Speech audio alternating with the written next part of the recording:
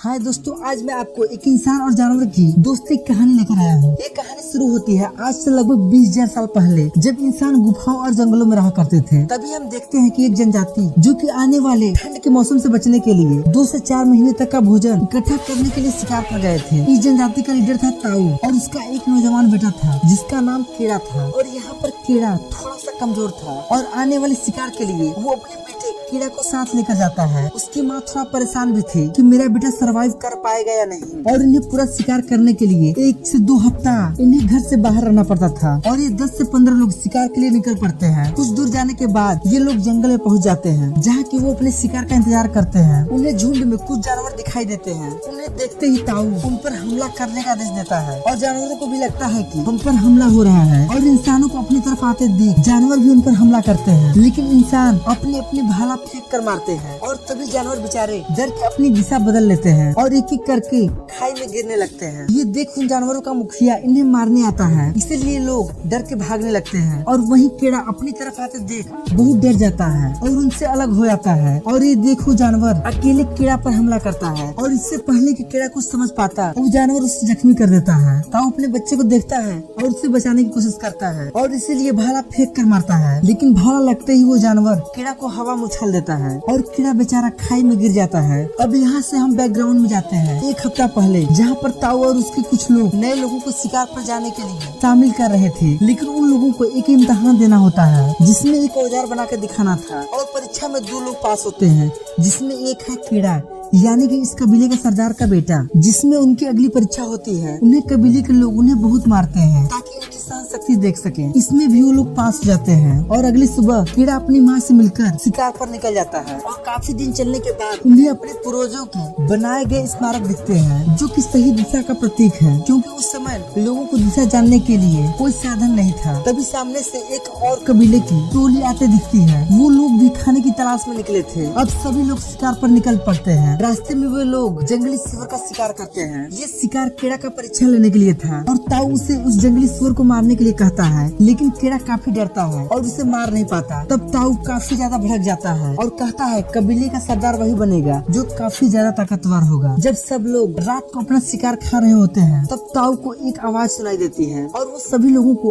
आगाह करके शांत रहने के लिए बोलता है। शायद आसपास कोई जानवर था, इसलिए सब चौकन्ना हो जाते हैं और काफी देर तक कोई हलचल नहीं होता। तभी शेर का हमला होता है और वो एक लड़के को उठा के ले जाता है। मरने वाला लड़का कीड़ा का दोस्त था। ये देख कीड़ा काफी ज्यादा डर जाता है। अगले दिन वे लोग उस लड़के को श्रद्धांजलि देते हुए आगे निकल पड़ते हैं और अपने पूर्वजों के बनाए हुए स्मारक को देखते हुए वो एक रात गुफा में बिताते हैं। वही रात ताऊ कीड़ा को कुछ चीजें बताता है और कीड़ा के हाथ में अपने पूर्वजों द्वारा बनाया गया रास्ता दिखाता है, ताकि वो मुश्किल हालात में भी वो इन नक्शों को देखते हुए घर वापस लौट सकते हैं। और इसी दौरान उनकी नजर एक भेड़िए के झुंड पर जाती है और यहाँ पर ताऊ अपने बेटे को एक बहुत अच्छी बात सुनाता है। इन भेड़ियों के झुंड में एक भेड़िया अलग था, जो कि आसपास की जगहों को देख रहा था। ताऊ उसे बताता है कि अलग खड़ा भेड़िया इनका सरदार है, जिसे अल्फा कहा जाता है। अल्फा की जान हमेशा खतरे में रहती है, क्योंकि इसके झुंड को उसकी कमजोरी के बारे में पता चल जाए तो सभी उससे मुकाबला करने के लिए तैयार हो जाएंगे। इसीलिए एक अल्फा की सही पहचान होती है उसकी ताकत और उसकी हिम्मत, जिसके बूते पर वो अपने गैंग का सरदार बना है। और अगली सुबह उन्हें कुछ जानवर दिखते हैं। वो जल्द ही उस झुंड के पास पहुंच जाते हैं और यहाँ पर हम आज के समय में पहुंच जाते हैं, जहाँ पर हम कीड़ा को खाई में गिरते हुए देखते हैं। सभी लोग खाई की तरफ भागने लगते हैं। नीचे देखने पर कीड़ा एक चट्टान के सहारे लटकते हुए दिखाई देता है, लेकिन ताऊ उसे हौसला रखने के लिए कहता है। तभी कीड़ा का हाथ छूट जाता है और वो पहाड़ के आधे रास्ते में ही चट्टान पर गिर जाता है। और फिर ताऊ उसे चट्टान से नीचे उतरकर बचाने जाता है, लेकिन सभी लोग उसे ऐसा करने से रोकते हैं, क्योंकि कीड़ा को बचाने का अब कोई रास्ता नहीं था। ताऊ अब उन सब के आगे और हालात के आगे बेबस हो जाता है। लेकिन रात भर वो चट्टान से अपने बेटे को आवाज देता रहता है, इसी उम्मीद से कि वो भी शायद आवाज देगा, लेकिन कीड़ा का कोई जवाब नहीं आता। तो वो अगली सुबह उसे मरा हुआ समझ के श्रद्धांजलि देते हुए वापस चले जाते हैं। अगली सुबह कुछ गिद्ध उसे मरा हुआ समझ सोचने के लिए आते हैं कि अचानक कीड़ा को होश आ जाता है। वो तुरंत गिद्ध को पटक के फेंक देता है। जब वो उस जगह को देखता है तो काफी डर जाता है और जोर जोर से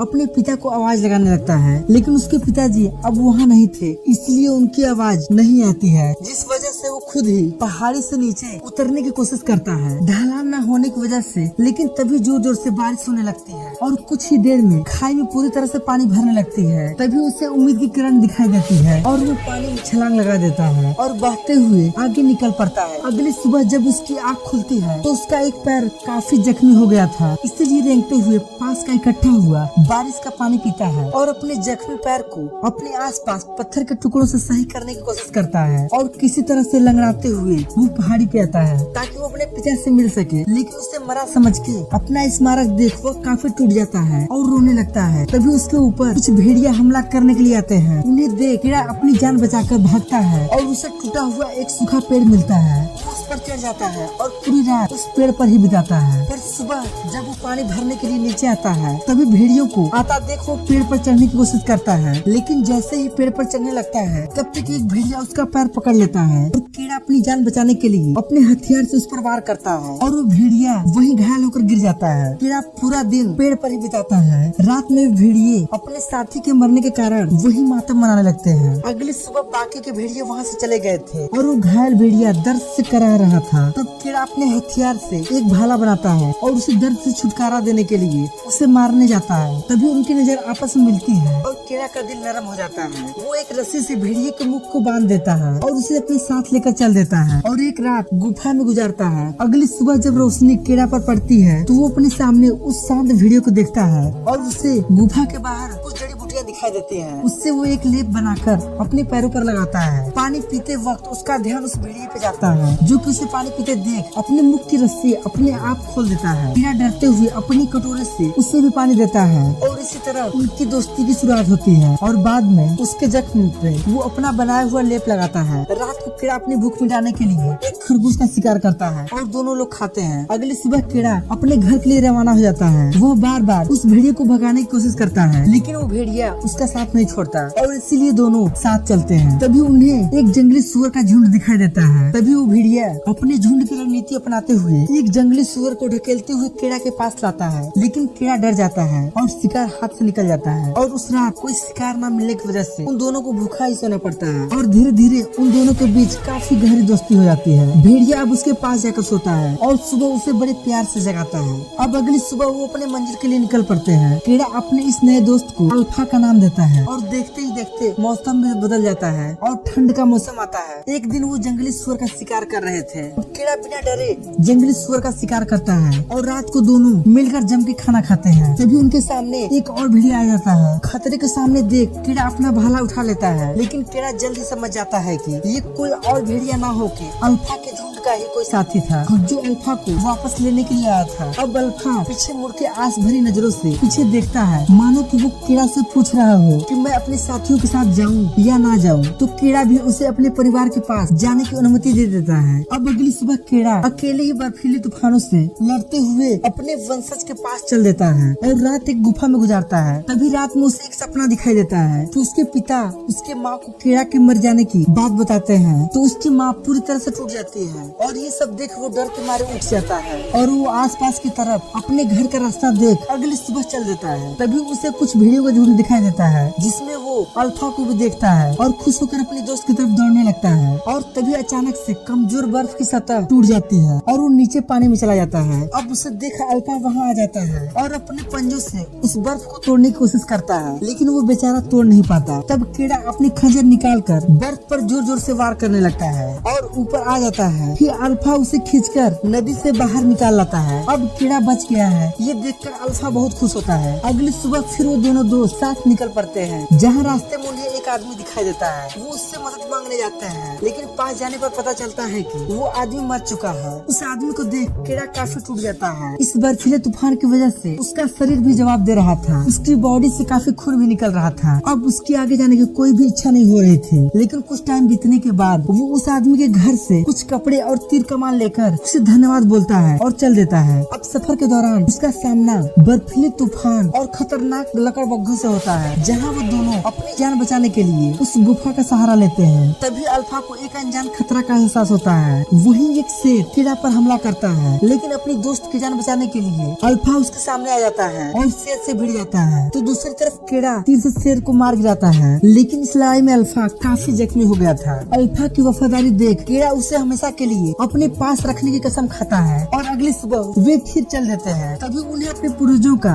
बनाया हुआ स्मारक दिखता है, जिसका मतलब है कि वो लोग सही रास्ते पर जा रहे हैं। लेकिन इस खराब मौसम में जख्मी अल्फा की हिम्मत जवाब दे जाती है और कीड़ा उसकी हालत देख उसे अपने गोद में उठा लेता है और इसी खराब मौसम में चल देता है। काफी दूर चलने के बाद भूख के कारण कीड़ा की भी हिम्मत जवाब दे बैठती है और अधमरे हालत में अल्फा को नीचे रख के सो जाता है, जहाँ उसे फिर से अपने माता पिता का सपना आता है। इस सपने से प्रेरित होके उसे आगे चलने की हिम्मत मिलती है और वो फिर से अपनी हिम्मत को बटोरते हुए अल्फा को लेकर आगे चल देता है। और उसे थोड़ी दूर चलने पर उसके खुशी का ठिकाना नहीं रहता, क्योंकि उसका कबीला उसका घर आ गया था। काफी दिनों और कठिन समय के बाद वो अपने ताऊ भी कीड़ा को देख काफी अचंभित और खुश हो जाता है। तब कीड़ा अपने पिता से पूछता है, क्या मैंने साबित किया है आपकी नजरों में? ये सुन के ताऊ रो पड़ते हैं और अपने बेटे को सीने से लगा लेते हैं और उस कबीले को लोग कीड़ा और अल्फा का इलाज करते हैं। तभी पता चलता है कि अल्फा एक मादा है, वो कुछ पीलों को जन्म देती है। ये सब देख कीड़ा आश्चर्यचकित हो जाता है और अल्फा के लिए उसके दिल में और भी इज्जत बढ़ जाता है। और आखिरी में हम कबीले के नए सरदार को देखते हैं, यानी कि कीड़ा को, जो कि आने वाले वक्त की बागडोर संभाले था। और इसी तरह हम इंसान और जानवरों के बीच का रिश्ता और विश्वास को देखते हैं और मूवी यही खत्म होती है। मैं आशा करता हूँ कि आपने इस कहानी से कुछ सीखा है। हर एक समय बीतने वाला है, इसीलिए कभी कठिन वक्त आए तो हिम्मत मत हारना। तो मिलते हैं नेक्स्ट वीडियो में।